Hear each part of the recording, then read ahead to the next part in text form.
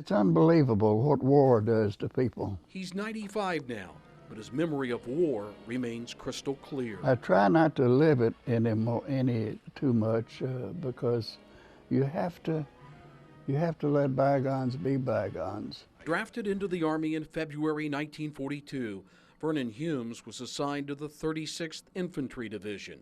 The first combat pay I got was $180 for $10 a month.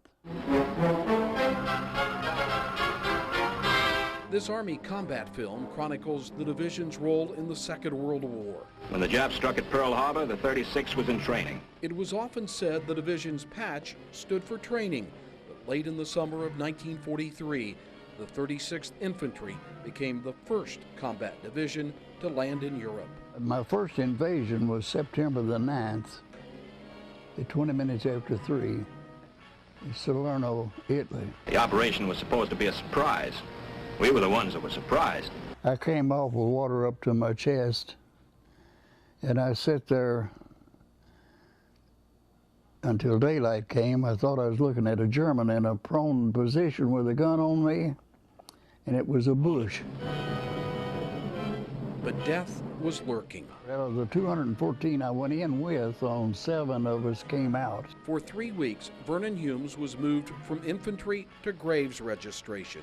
We picked up the wounded for 10 days and nights. And then the dead. And some of the bodies were so deteriorated, the GI shoe would break the foot off at the ankle.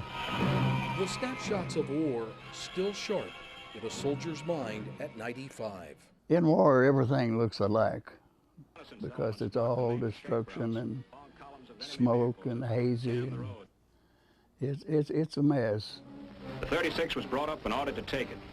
We did. History records the division's landing in Anzio in late May of '44 as a breakout towards Rome. The road to Rome was open. Well, I was one of the first foot soldiers that entered the Vatican City. There, Humes says he was greeted by Pope Pius XII. He still has the rosary he was given, even though he says he spent less time in church than most. I've never lived in the church like some people. Nevertheless, Private First Class Vernon Humes credits surviving the war to a greater power. Go back to the good Lord. Yeah. He was up there working with me. Yeah.